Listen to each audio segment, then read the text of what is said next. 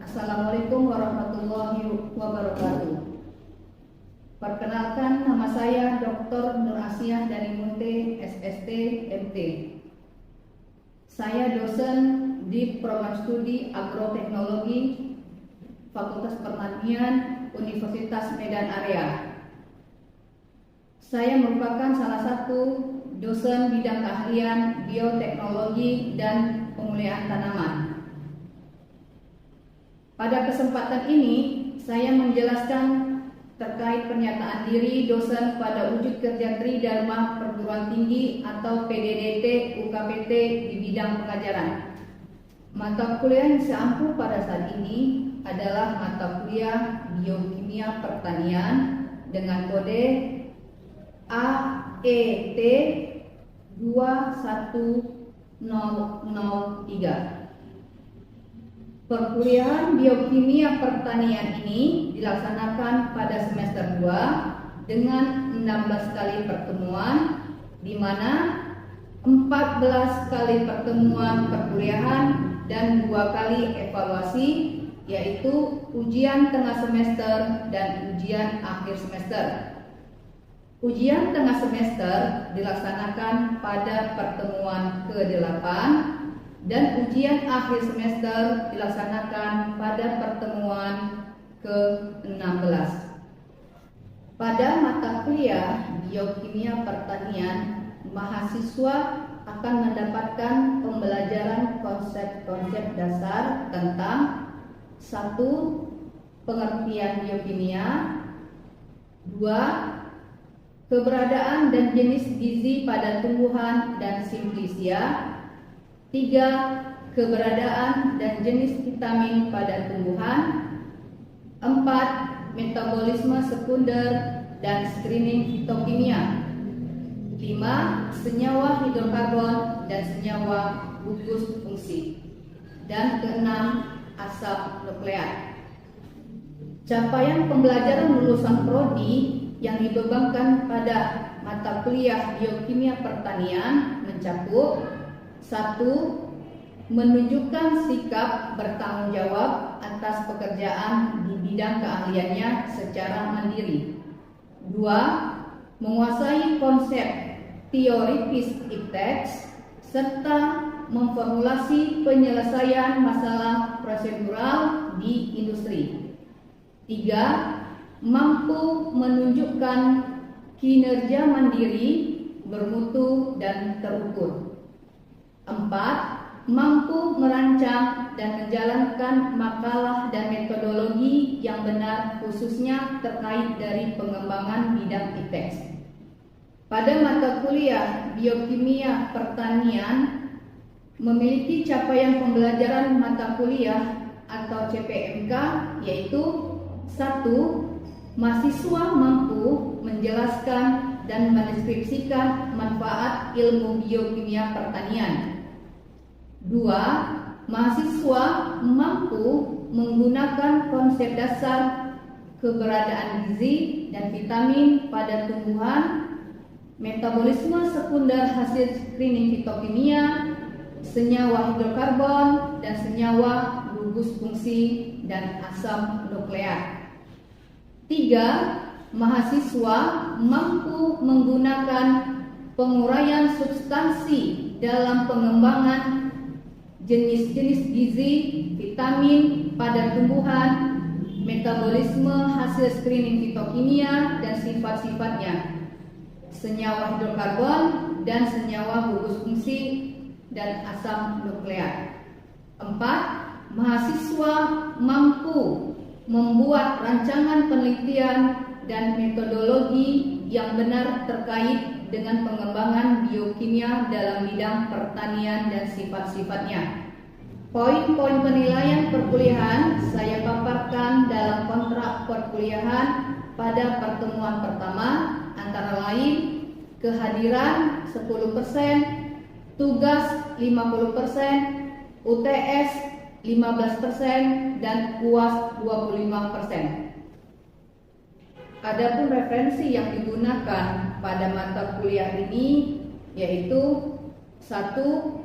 Konsep in Geochemistry, 2. Biokimia terjemahan edisi 20. 3. Biosimetri.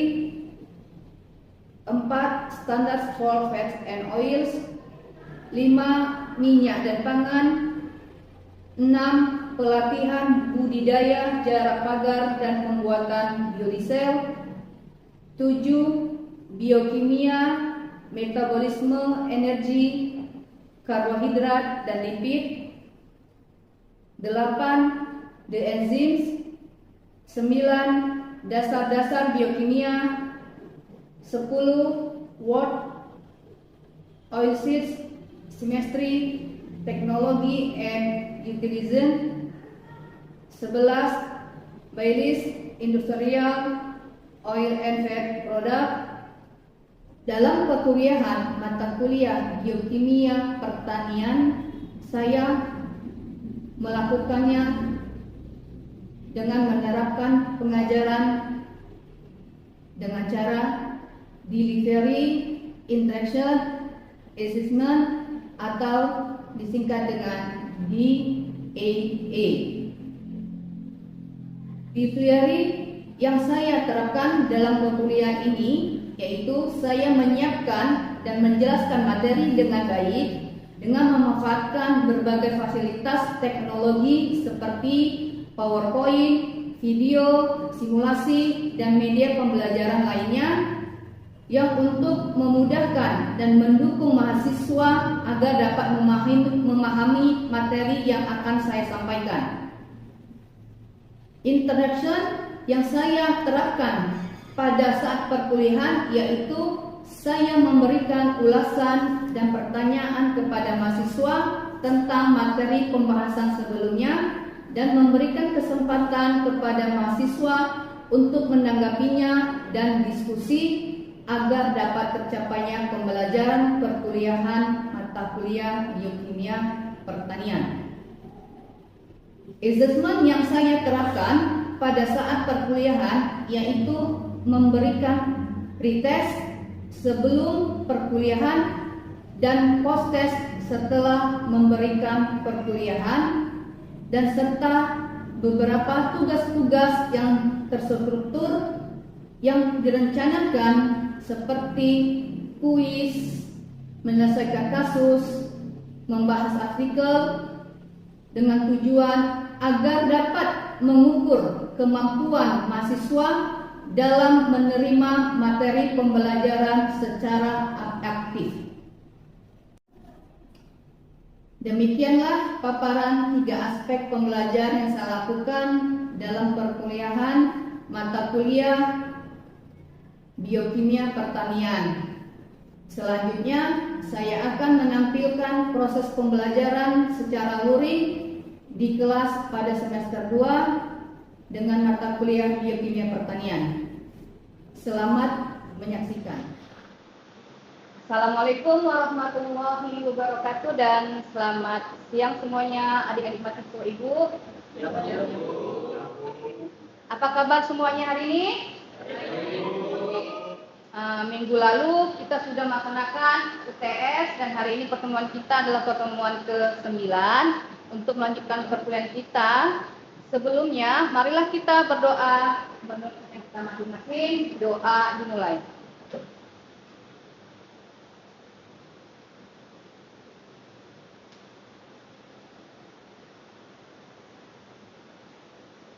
Doa selesai.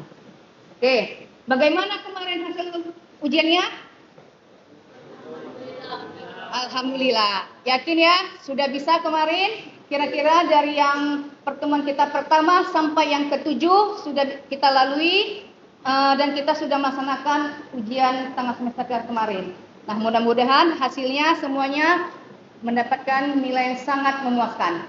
Oke. Baiklah, hari ini kita melanjutkan perkuliahan kita yang ke-8, perkuliahan kita yang ke-9 dengan judul kita adalah hari ini tentang metabolisme sekunder dan screening fitokimia. Nah, untuk pertemuan ke-9 ini kita khususnya untuk menceritakan tentang metabolit sekunder. Nah, apa itu Bu metabolit sekunder? sebelum kita memulai tentang metabolit sekunder ini, apa itukah metabolit sekunder? Nah, hari ini sama-sama kita dapat lihat di atas, di papan, bahwa tujuan mencapai pelajaran kita hari ini adalah agar mahasiswa-mahasiswa ibu ini memahami apa sih itu metabolit sekunder.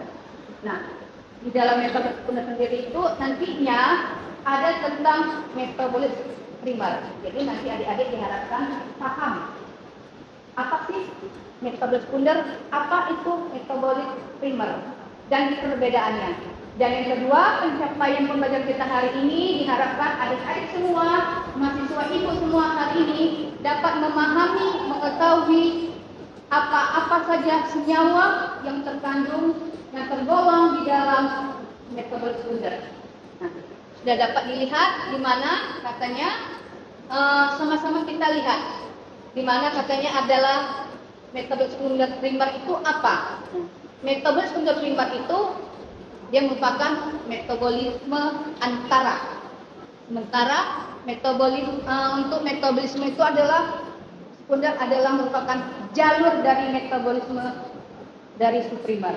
Apa sih Bu yang primer? Primer itu contohnya adalah seperti kita untuk mengetahui berapa sih jumlah glukosannya, karbohidratnya, berapa sih kadar lemaknya, gulanya, dan vitaminnya. Itulah yang dikatakan namanya metabolit primer. Sedangkan metabolit sekunder itu adalah yang merupakan senyawa apa yang terkandung di dalam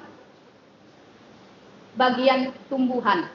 Nah, metabolit sekunder namun pada saat fungsi metabolit sekunder dalam tumbuhan yang dapat kita baca bersama-sama. Nah, artinya apa? Artinya metabolit sekunder itu pada si tumbuhan adalah untuk memberi perlindungan diri dia sendiri. Kenapa Bu?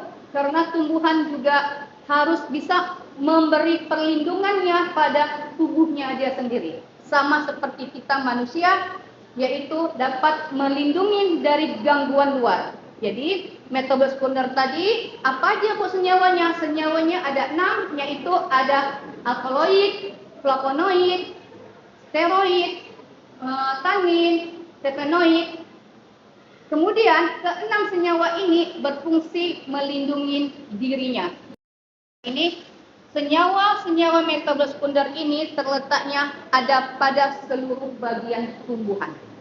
Seperti yang kita lihat di atas, bahwa di depan tergambar ada satu pohon, dia dari akar sampai ke buahnya. Nampak kita lihat semuanya ada mengandung metabolit sekunder. Nah, metabolit sekunder itu tadi sendirinya berfungsi untuk dia melindungi diri pada serangan luar, baik dari serangga, gangguannya, hamanya. Nah, makanya metabolit sekunder yang ada di dalam tubuh tumbuhan tersebut dia memiliki fungsi masing-masing. Dan ke-6 senyawa tersebut memiliki fungsinya masing-masing. Perbedaannya tersendiri yang berfungsi untuk melindungi dari gangguan luar. Nah, kemudian metabolit sekunder ini salah satu contoh dari tumbuhan yang sering dikonsumsi dari zaman dahulu sampai sekarang adalah kunyit. Nah, kira-kira kenapa ya zaman dahulu orang suka mengkonsumsi kunyit? Nah, daging kunyit ya kan, baik dibikin seperti jamu-jamuan. Yang kita kenal sekarang adalah jamu-jamuan. Itu apa dia Bu? Nah, kira-kira mahasiswa ibu ini pernah nggak terpikirkan untuk apa sih yang kita konsumsi jamu-jamuan berupa kunyit ini? Nah, kira-kira siapa yang tahu? Nah, baik, siapa ya Pak? Ya? Sebagai apa? Iya, salah satunya sebagai antioksidannya. Itu katanya hubungan antara metabolit sekunder dengan metabolit primer. Nah, dapat kita lihat. Boleh dibantu dibaca? Sebagai bahan baku dan membentuk produk seperti glukosa, asam amin, asam aminoat, yang berada dalam pembentukan sekunder, tahap genetik, dan berikutnya untuk yang terdiri dari spesies. Spesies yang terdekat secara ekonomi memiliki kesamaan jenis yang berdasarkan spesies yang jauh secara ekonomi memiliki ekonomi sebenarnya yang sangat berbeda. Oke, terima kasih. Kita buka yang sudah disampaikan oleh temannya. Kira-kira untuk materi kita hari ini ada untuk kita diskusikan atau ada yang ingin disampaikan atau ada yang ingin dipertanyakan. Kita buka ruang diskusi. Ya, silakan. Saya ingin bertanya bagaimana kita mengetahui senyawa metabolit sekunder yang terdapat pada tubuhan. Baik, terima kasih. Pertanyaan kawannya, Bu, bagaimana cara kita untuk mengetahui pada tumbuhan itu ada metabolit sekundernya? Caranya adalah kita akan mengambil satu masing-masing dari bagian tumbuhan tersebut. Contoh yang misalnya kita ambil adalah daunnya. Kita ambil daunnya.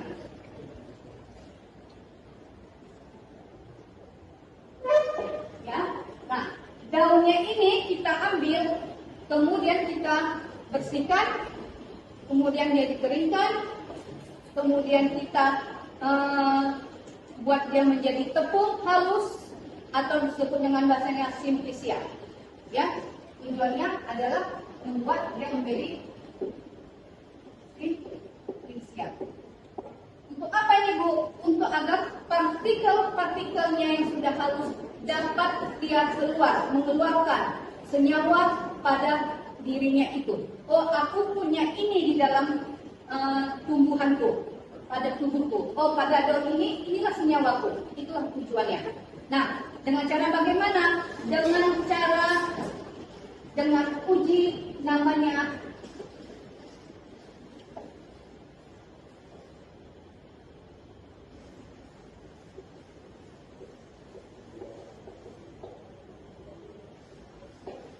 kualifikasinya apa namanya? Yaitu dengan namanya kualitatif.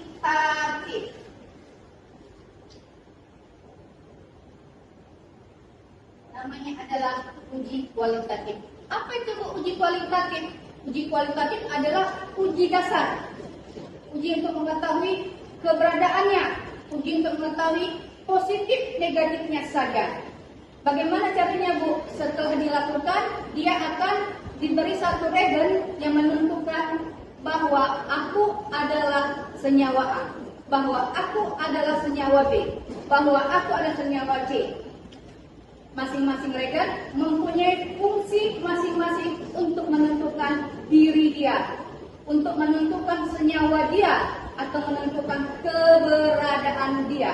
Jadi untuk menentukan bagaimana sih kita mengetahui kalau di tumbuhan itu, katakanlah contohnya tadi adalah pada daun ini kita buat perlakuannya adalah dengan uji namanya uji kualitatif. Kualitatif ini adalah tujuannya untuk mengetahui positif ataupun negatif. Artinya apa? Keberadaannya. Nah, sekali lagi, uji kualitatif ini menggunakan regen setelah kita mendapatkan filtratnya. Ya, setelah kita melakukannya, kita buat dia dengan penambahan larutan untuk mengikat senyawanya yang ada pada si daun tadi. Untuk mengetahui senyawa metabolit sekunder tadi, maka akan ditentukan lagi dengan menentukan positif negatifnya dengan penambahan regen. Regen dia apa? Apa itu regen maksudnya? Ada penambahan lagi satu senyawa kimia ya untuk menentukan, mengeluarkan kalau itu positif atau negatifnya. Yang tujuannya akhirnya menentukan keberadaannya. Jadi tadi pertanyaan kawannya adalah kita lakukan dengan uji kualitatif. Begitu, sudah? Oke, terima kasih. Kemudian kira-kira ada lagi pertanyaan untuk diskusi kita? Ya, baik. Silakan.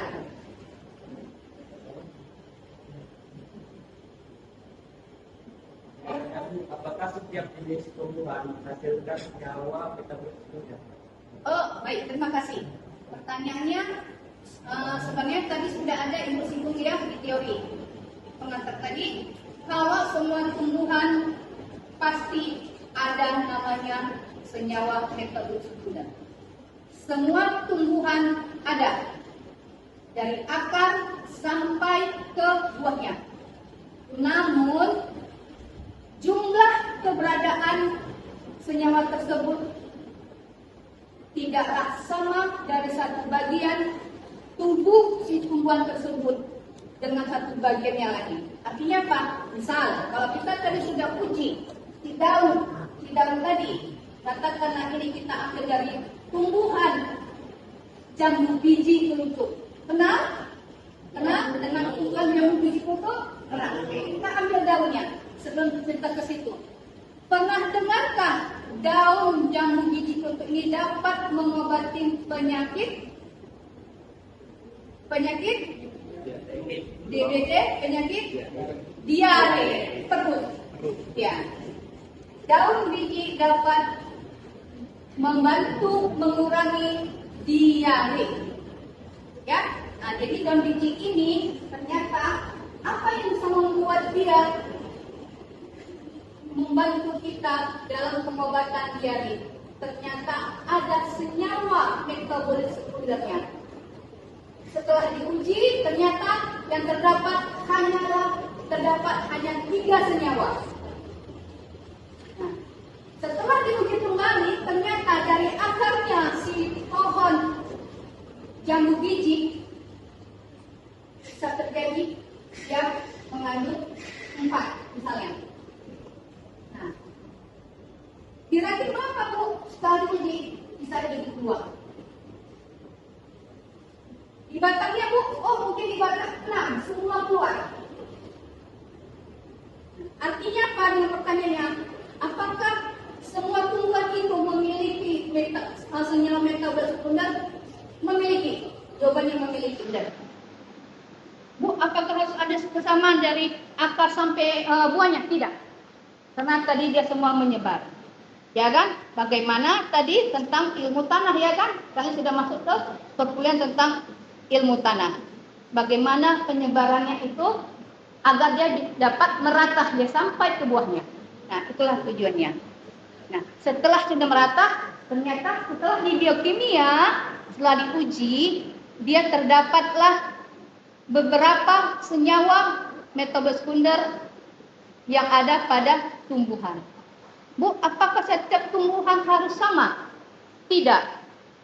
Apakah setiap tumbuhan bagian-bagiannya juga harus sama jumlah senyawa metabolis sekundernya? Tidak. Tumbuhan A, tumbuhan B, C beda. Jadi artinya bukan ke-6 senyawa metabolis sekunder itu harus ada pada seluruh bagian tumbuhan tersebut. Dan bukan berarti ke-6 jenis dari senyawa metabolit ini juga harus ada pada setiap tumbuhan. Katakanlah tadi sekitar 4-6 ada terkandung di dalam pohon jambu biji. Senyawa metabolis sekundernya. Ternyata yang hampir di mirip famili-familinya adalah di jambu air tidak dapat 4, cuma 2. Walaupun sama jambu-jambuan. Artinya apa, Bu? Artinya memang semua metabolis sekunder senyawanya ada pada seluruh tumbuhan. Baik, ada lagi? Oke, terima kasih.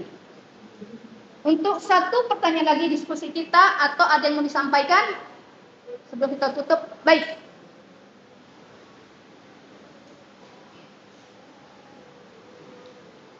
Silakan. Aldo. Baik, terima kasih pada Wasia. Saya ingin bertanya, bagaimana cara kita untuk mengetahui kandungan atau jumlah persen metabolis sekunder yang terdapat pada tumbuhan? Oh, bagus. Baik, terima kasih, Aldo. Pertanyaan kawannya, Bu, bagaimana ya cara kita biar tahu jumlahnya, jumlah itu, jumlah kandungan, banyaknya. Misalnya tadi seperti yang Ibu bilang di daun. Di daun itu tadi misalnya ada 3 senyawa. 3 senyawa ini. Nah, 3 senyawa ini ada jumlah persennya setiap senyawa tersebut. Bagaimana? Maka tadi setelah ada namanya uji kualitatif, maka ada namanya uji kuantitatif. Dilakukan dengan uji kuantitatif.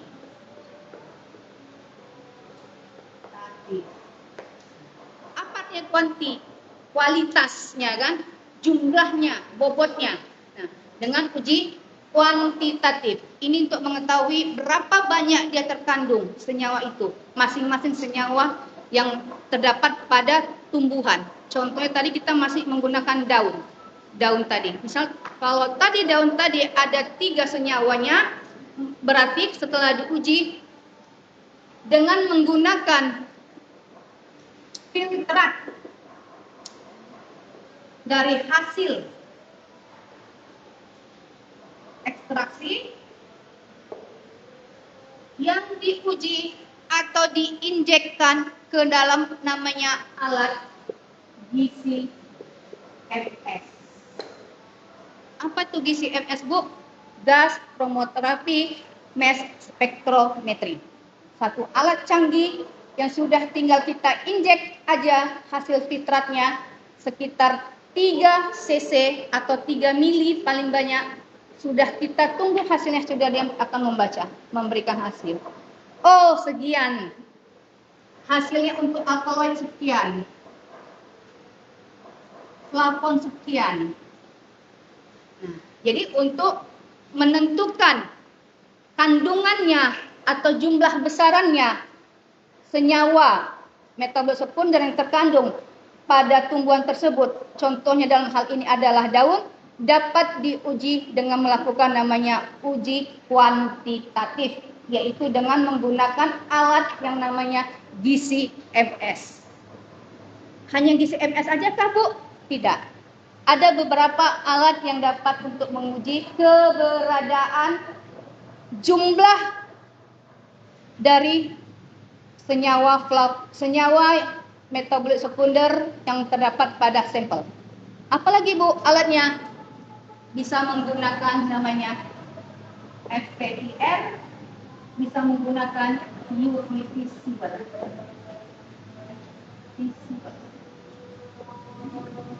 Ada beberapa alat. Jadi, namun dari beberapa alat ini yang termudah untuk membaca hasil injekan kita adalah alatnya yang bernama GCMS. Kita sudahi untuk pertemuan kita hari ini, namun ada tugas yang akan Ibu berikan yang dapat kalian lihat dari dalam e-learning tersebut. Sudah Ibu buka tempat lembar jawabannya. Bisa diikutin dan dipahamin? Oke, terima kasih. Kalau tidak ada lagi tugas-tugasnya ini Ibu arahkan dapat kalian lihat juga dari beberapa tulisan Ibu berupa jurnal yang sudah Ibu upload, yang sudah Ibu berikan juga di dalam e-learning tersebut. Dapat kalian kupas dan kalian ambil beberapa kesimpulan, ya, dari tulisan yang sudah Ibu, beberapa jurnal Ibu sudah Ibu share di e-learning. Dapat kalian bikin satu ringkasan, kemudian dari satu ringkas itu dapat nanti menjawab pertanyaan yang sudah Ibu berikan di dalam e-learning kalian. Paham? Oke, kalau begitu kalau